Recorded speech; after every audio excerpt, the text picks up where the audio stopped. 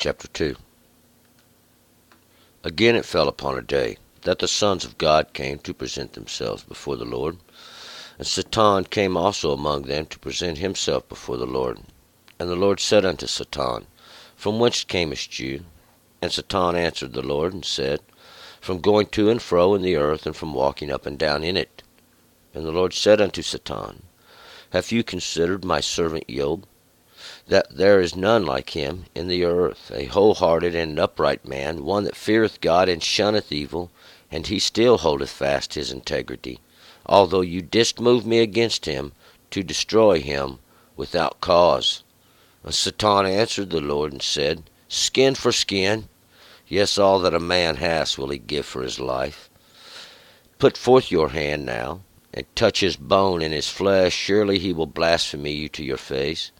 And the Lord said unto Satan, Behold, he is in your hand, only spare his life.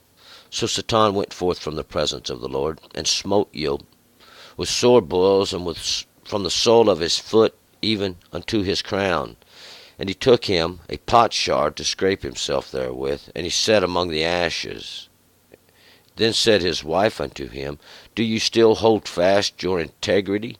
Blaspheme God and die. But he said unto her, You speak as one of the impious women speaketh. What? Shall we receive good at the hand of God, and shall we receive not evil? For all this did not Job sin with his lips. Now when Job's 3 friends heard of all this evil that was come upon him, they came, every one from his own place, Eliphaz the Temani, and Bildad the Shuki, and Zophar the Naamathi. And they made an appointment together to come to bemoan him and to comfort him. And when they lifted up their eyes afar off and knew him not, they lifted up their voice and wept, and they rent every one his mantle, and threw dust upon their heads, and toward heaven. So they sat down with him upon the ground 7 days and 7 nights, and none spoke a word unto him, for they saw that his grief was very great. Let's go back up to verse 1, and we were going to call to remembrance yesterday. We had the introduction of Job. Job is this one who is disliked. He is the one who's being put in that position, as treated as one who's disliked. And we'll find out Job is from Uz, and Uz is that land of counsel. Even that plan of counsel and planning and of strength. And we found out that yesterday, Job, in just a moment, Job was a great man. He had wealth. He was well known. He had much wealth. And in a moment, Job lost all that he had. He lost his children. He had 7 sons and 3 daughters. He lost all of his camels. He lost his oxen. He lost his asses. He lost everything he had. God had sent Satan to test Job, to see if, because Satan, who is the adversary, Satan means the adversary, or this one that comes against. He is the one who said that Job was only righteous because that God had built a hedge around him. He was only a good servant because God had built a hedge around him. There was no trial for Job, and we'll find out this is exactly what we'll find, that Job will be tried greatly. But we're going to go ahead and pick it up here in verse 1. Again, it fell upon a day that the sons of God came to present themselves before the Lord, and Satan came also among them to present himself before the Lord. And as well, another day would fall, upon a day that the sons of God would be gathered together, all these ones that come forth from God, all God's many, his spirits, his understandings that go forth. And we'll find out that here among them, once again, we'll find Satan. Satan is the adversary. He is as well one of the sons of God too. And the Lord said unto Satan, From whence camest you? And Satan answered the Lord and said, From going to and fro in the earth, and from walking up and down in it. So once again the Lord asked Satan, "Where you been?" And Satan answered the Lord, saying, "From going up to and fro in the earth, from going back and forth, from understanding to that of flesh, and I've been walking up and down in it." And the Lord said unto Satan, "Have you considered my servant Job, that there is none like him in the earth, a wholehearted and an upright man, one that fears God, and shunneth evil, and he still holdeth fast his integrity, although you didst move me against him, to destroy him without cause?" And we'll find out, the Lord says to Satan, once again, "Have you considered my servant Job, this one that is wholehearted, upright? He's made himself right before the Lord. One that fears God greatly, and he shuns evil. He turns from sin and pushes against evil whenever he sees it. He's wholehearted, and he still holds fast his integrity. He still holds fast his innocence, his integrity. He still maintains his strength and his understandings, even though we'll find out Satan, the adversary, had moved the Lord to destroy him without cause, or to take away everything that Job had. And Satan answered the Lord and said, "Skin for skin.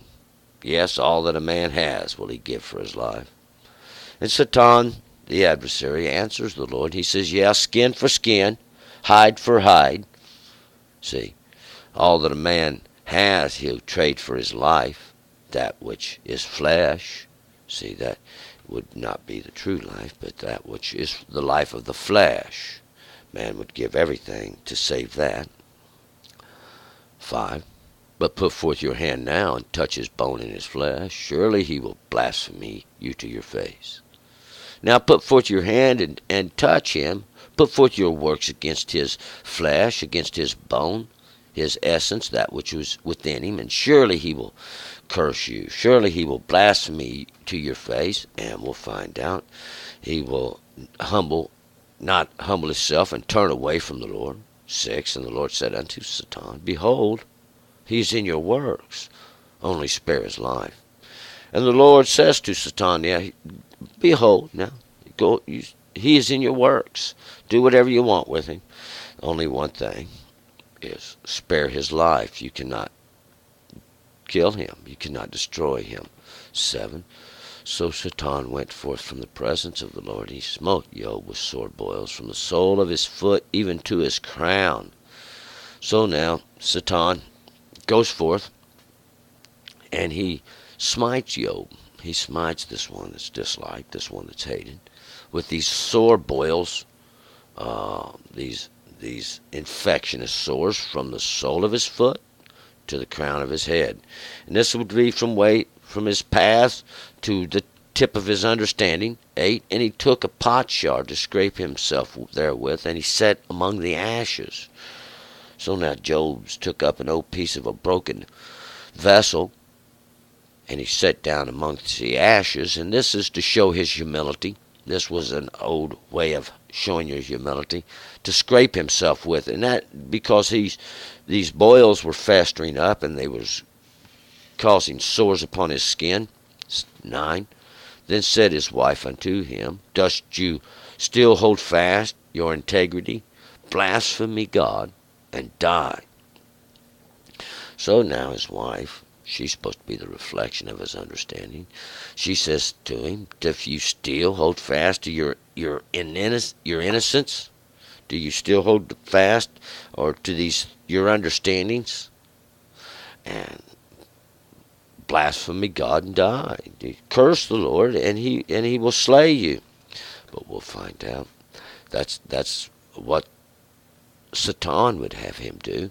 And we can see Satan working all around Job. But he said unto her, "Ye speakest as one of the impious women speaks. What? Shall we receive good at the hand of God? Shall we not receive evil? For all this did not Job sin with his lips?" But now we'll find Job inspired. He responds to his wife. He tells her, you speak as one, you speak as a woman who is foolish speaks. don't you think that if we receive good at the hand works of God, that we should not receive evil as well? Should not we have a little bit of the dry measure to go with the good? We'll find out. For all this, Job sinned not with his lips, and he had not yet cursed the Lord, because we find that Job was trying to accept his test, accept his requirement. Now when Job's three friends heard of all this evil that was come upon him, they came every one from his own place, Eliphaz the Temani, and Bildad the Shuki, and Zophar the Naamati, and they made an appointment together to come to bemoan him and to comfort him. Now these are going to be Job's three buddies. These are his three friends. And these three friends here, we're going to find where they are going to help complete our witness of this work of God that is going to be done here. And these three friends, we'll identify them. They're going to be the other characters of the story. There's Eliphaz.